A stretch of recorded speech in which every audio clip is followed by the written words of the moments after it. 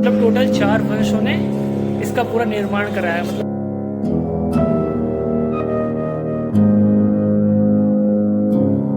और उस टाइम में शायद से यहाँ पे कथा वथा या तो फिर सभा वो बैठाई जाती है मंदिर के पास।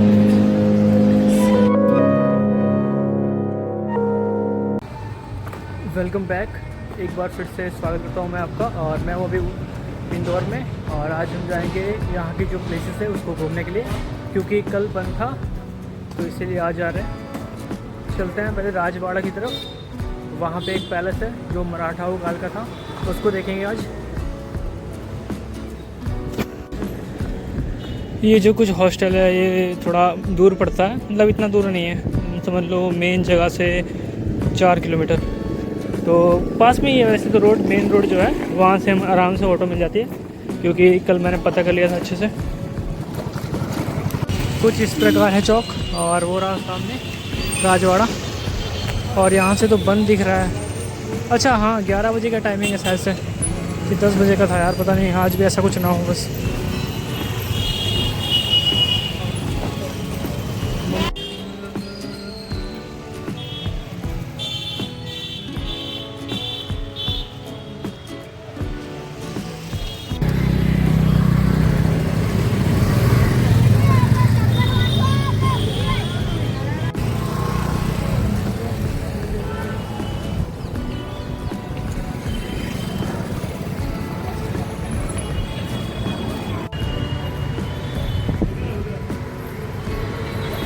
मेरे पीछे है ये कुछ राजवाड़ा पैलेस।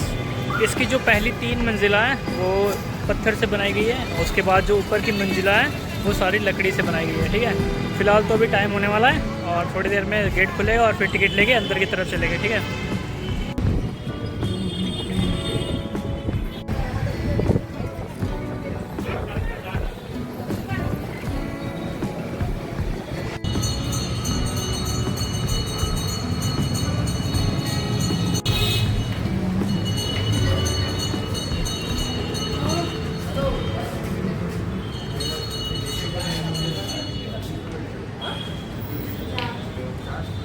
तो इसकी कुछ ये टिकट है जो 20 रुपये पड़ती है भारतीय के लिए, और विदेशी के लिए 400 रुपये।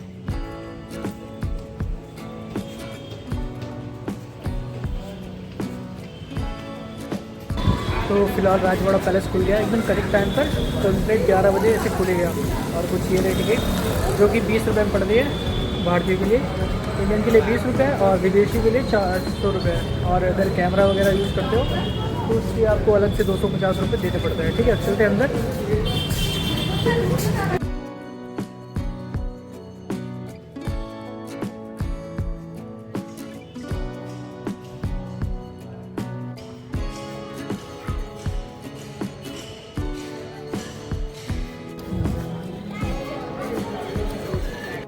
तो सबसे पहले हम लोग अंदर आ चुके हैं, और अब हम जाएंगे सबसे पहले इस तरफ देखने के लिए कि क्या कुछ देखने को मिलता है हमें। कुछ इस प्रकार है, और इसके पीछे यहाँ पे आसपास कौन सी अच्छी प्लेसेस हैं वो भी पोस्टर मारा हुआ है, अगर चाहो तो देख सकते हो।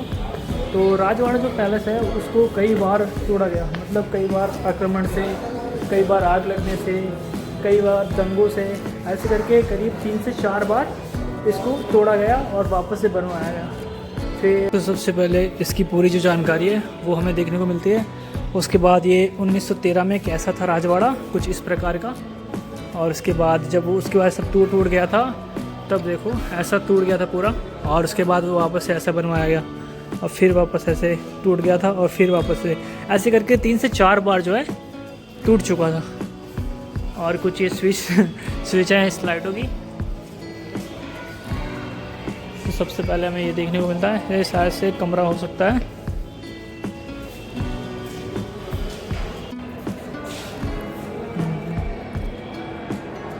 से यहाँ पे जो होलकर वंश के जितने भी राजा महाराजा हुए उनका सारा बायोडाटा है यहाँ पे, कि कौन से राजा ने कब तक और कितने दिनों तक शासन किया यहाँ पे।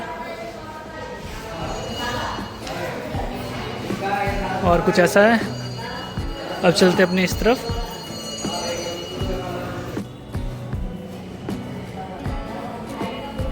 की जो रचना है वो 3 कालों में बनाई गई है, मुगल काल की, फिर राजपूत वंश की और मराठा वंश की।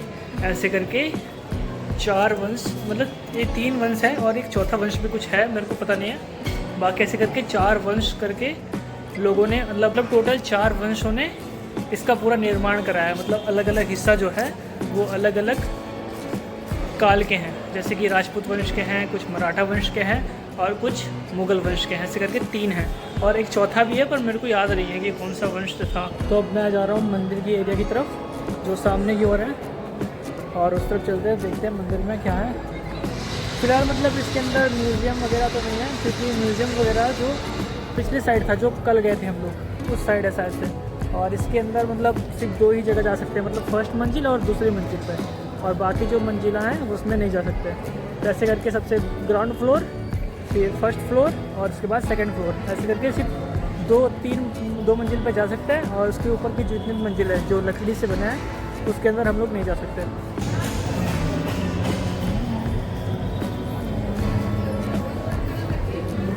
मैं अंदर आ चुका हूँ और ये पूरा मंदिर का एरिया है जो काफ़ी बड़ा हॉल है।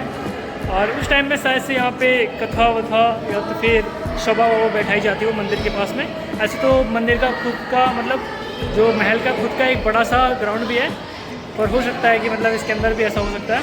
और मेरे पीछे देखो, ये जहाँ से जितने लोग आते हैं वहाँ पे साइन करके जाता है, ऐसा कुछ है इसके अंदर। ये देखो,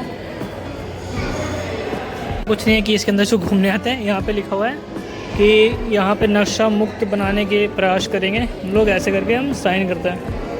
और कुछ इस प्रकार है मंदिर, और इसका कुछ पार्ट जो है ऊपर की ओर वो भी बन रहा है। मतलब जो अभी आपको ये जो 1-2 मूर्तियाँ दिख रही हैं ना, उसके सिवाय और भी यहाँ पे मूर्तियाँ थी पहले, जो अभी बंद हो गई हैं, खंडित हो गई हैं, ऐसा कुछ। तो जो पिछले वाला भाग है ना, जो इसकी कुल देवी थी पेशवाओं की जो कुल देवी का मंदिर है, वो पीछे साइड में है जहाँ पे हम लोग कल गए थे।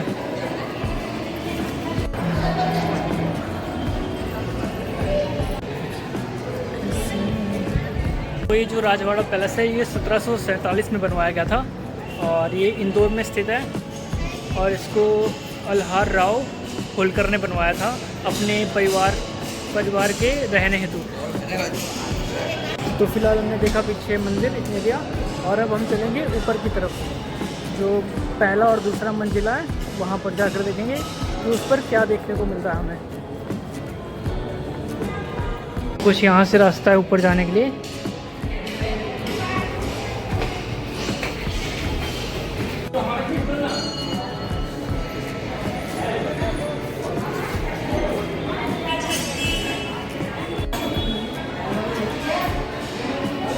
इस प्रकार है हमारा जो फर्स्ट फ्लोर है। उसके बाद मतलब सिर्फ ऐसे झांकियाँ बनी हुई हैं और खिड़कियाँ बाहर की तरफ देखने के लिए, और बरामदे की तरफ बहुत बड़ा गेट है जिसमें हम देख सकते हैं बाहर के एरिया पूरा।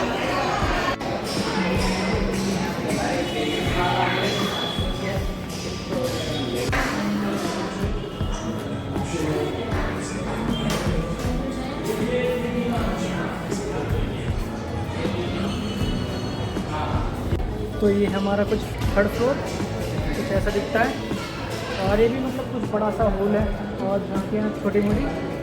और जो मतलब बाकी जो इलाका है वो भी फ़िलहाल बंद है। इसके ऊपर का एरिया जो भी है कुछ निर्माण हो रहा है या कुछ ऐसा हो रहा है, पता नहीं, पर उस साइड तो काम चल रहा है फ़िलहाल। मैं दिखाता हूँ आपको, जो पूरा उस साइड है ना, वो पूरा ऐसे काम चल रहा है उस तरफ।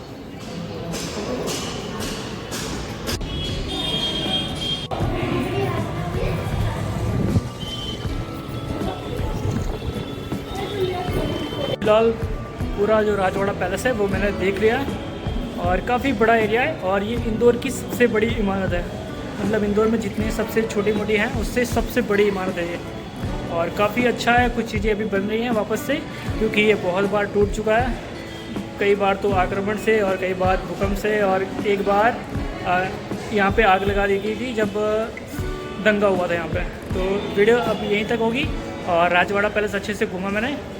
फिर से मिलेंगे नेक्स्ट वीडियो में, तब तक अब जाएंगे किसी और जगह पे, ठीक है।